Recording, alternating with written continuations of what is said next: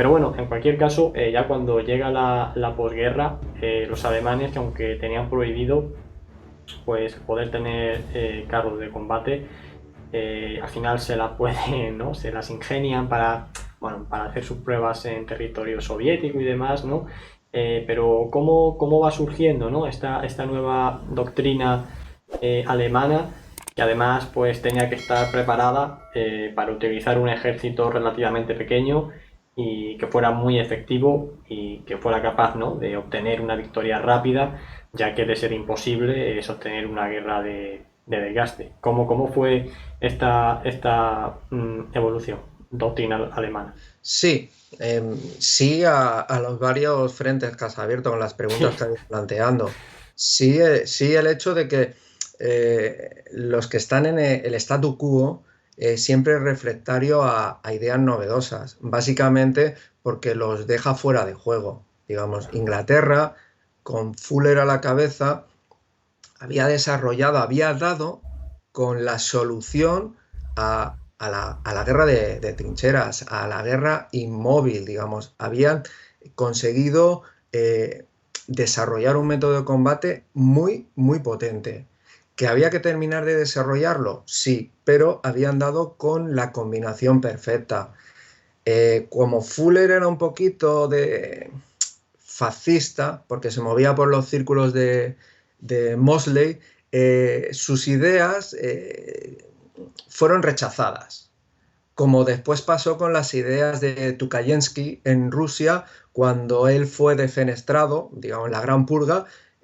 No solo se acabó con la persona, sino que se acabó con el potencial de la doctrina que desarrolló en Rusia, que era el de la batalla profunda. En Alemania estamos casi en una situación totalmente diferente. Alemania ha quedado la sensación de que podía haber ganado, cuando no es cierto, no tenía desarrollo económico, básicamente.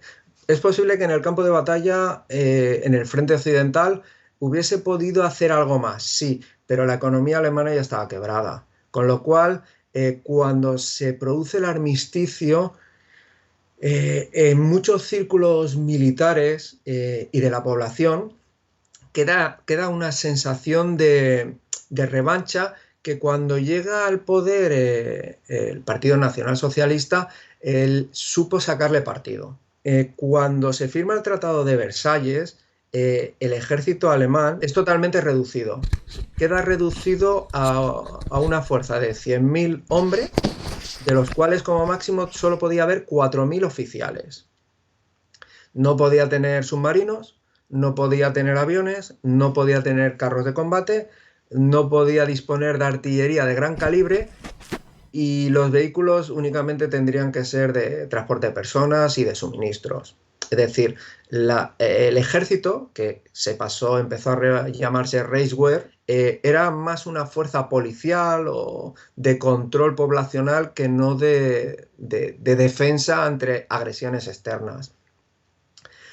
Pero el hecho de que el ejército alemán imperial hubiese sido descabezado no significa que su personal, sus líderes, hubiesen dejado sus ideas beligerantes aparte. Entonces, como muy bien has dicho, tú has indicado, en muy pocos años después de la firma del armisticio, del Uh Trato de -huh. Versalles, Alemania ya estaba con un tratado, eh, a través de una firma de un convenio económico originalmente con Rusia en el año 22, el Tratado de Rapallo, por el cual ambos países se ayudaban a hacer un desarrollo armamentístico.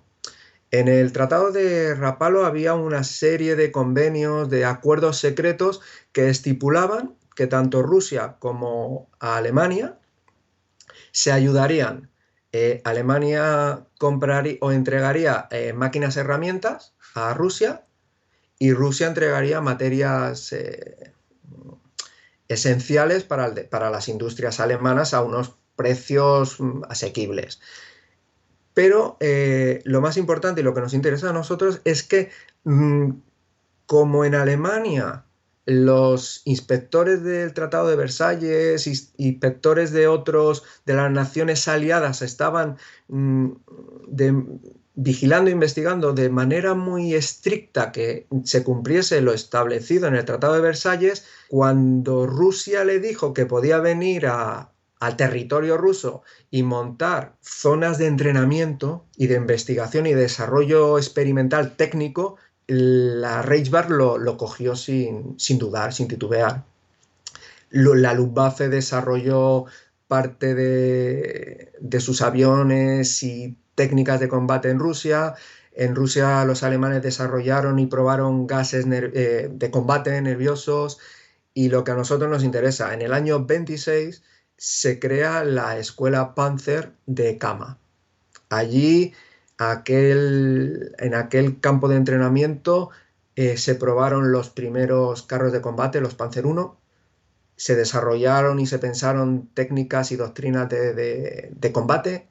Y en aquel campo, en aquel terreno de entrenamiento, nos encontramos con oficiales que en aquel momento eran desconocidos, pero que para los que nos gusta la historia militar y la del Frente Oriental, los apellidos suenan, digamos, son Guderian, Model, Hoth, Nerin, todos los que después terminarían siendo generales o líderes de divisiones y de cuerpos Panzer estuvieron presentes en Kazán, en la escuela Panzer de Kama.